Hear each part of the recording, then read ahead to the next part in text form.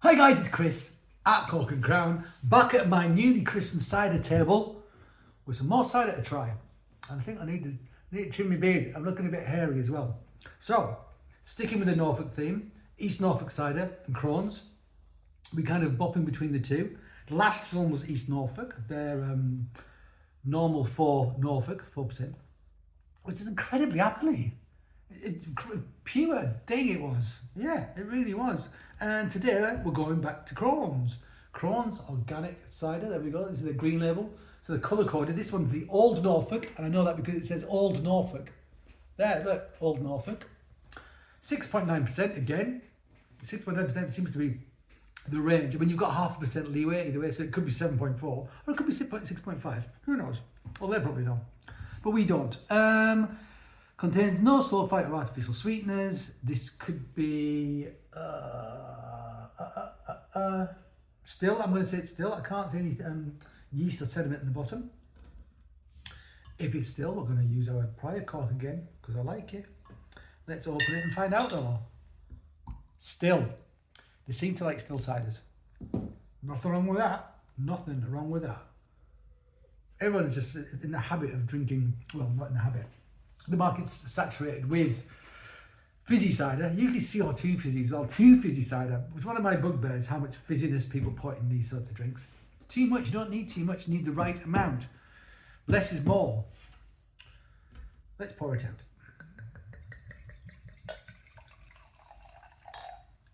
out. So colour, nice amber, not as deep as is it the Special Reserve one with the red label we had? Not as deep amber as that, but still a beautiful amber, isn't it? Lovely looking thing. I forgot to put that in again. I'm such an idiot. Let's have a sniff. Ooh. Delicate. Very appley again though, but they're using cookers and eaters a lot, but they're also using cider apples, so I don't know what the percentage of the blend is. I need to get in touch with Rudy to find out what the blends are for these before I post the films, because I want to be able to tell you, and I want to know for myself as well. Feels like light and fresh, that, and leafy. Hints of yeastiness, of breadiness, or pastry, but very subtle. Light and delicate, but pleasant, inviting, clean, absolutely clean. Let's try it.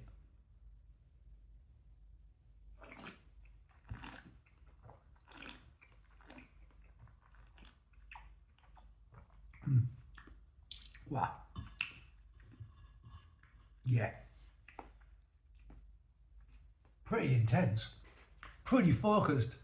You know, sweet brown sugar apple pie filling, laser focus down the middle of my palate.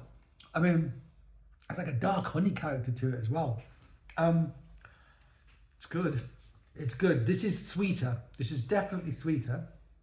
I don't know if that's, it doesn't say it's sweet or dry on it, but I think this is sweeter than the ones we've had so far. It doesn't bother me, I like sweet, but there's no, I mean, they are sweetened with organic cane sugar.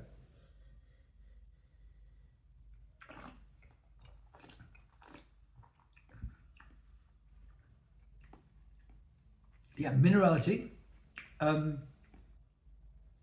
little bit of acidity. It's rich and sweet. It's dessert-like. It's apple dessert.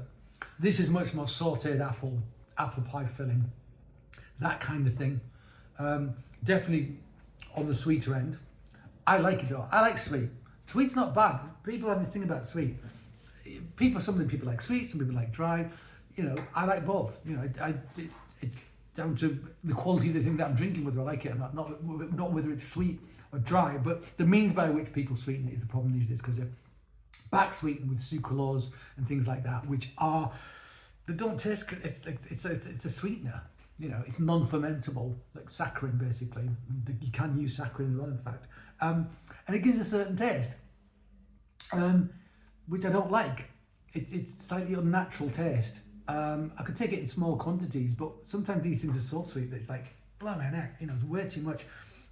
This doesn't feel like that. but it is sweet.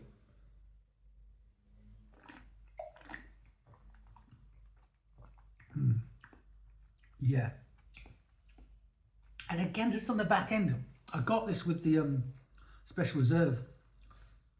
I feel like I'm getting subtle phenolic character, like it's been in a whiskey barrel or near a whiskey barrel, or it's been threatened with a whiskey barrel or something.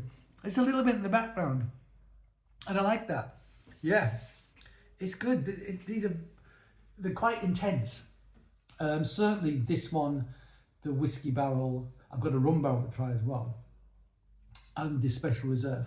There's an intensity to them, but they are 6.9%, so there should be an intensity to them. It shouldn't just be like I mean, that's nothing like as, strong as I'm going to pick them again, Thatcher's Vintage, which is 8.23, whatever it was. Way too strong, and that tasted fake. It tasted fake.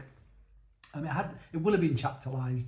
They probably used, I don't know if they use concentrates. It wouldn't surprise me if they use concentrates. And, and if they're not, it feels like they are. So who cares either way if that's what it sort of presents itself as.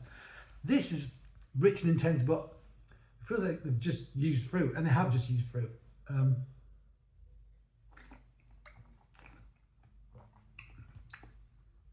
Yeah, a summon, and there's a little bit of astringency, a little bit of soft tannin.